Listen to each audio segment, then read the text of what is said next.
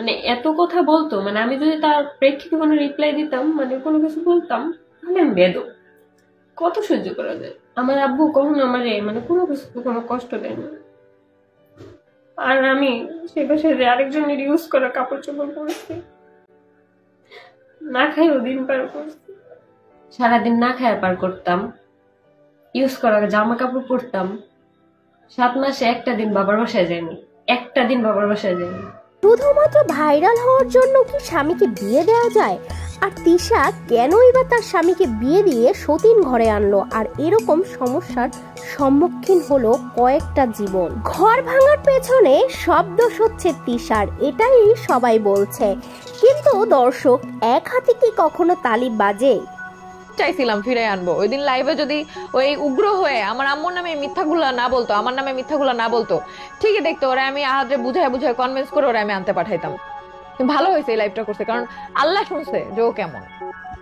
দুই সতীনের মধ্যে এমন ভাবে ঝামেলা শুরু হয়েছে যে এটা কখনোই ঠিক হবার না। কিন্তু আখি বর্তমানে তার সংসারে ফিরতে যাচ্ছে, এটা অনেকেরই ধারণা। তবে সোশ্যাল মিডিয়ায় অনেকেই বলছে সন্তান নেবার আগে এটা ভাবা উচিত ছিল। একটা বাচ্চার জীবন নিয়েও এভাবে খেলা করছে এরা।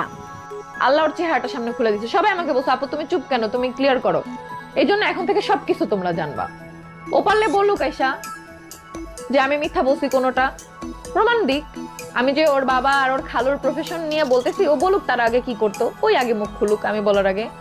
তো দর্শক, আপনাদের কি মনে হচ্ছে আখি এবং তিশার মধ্যে কে দোষী?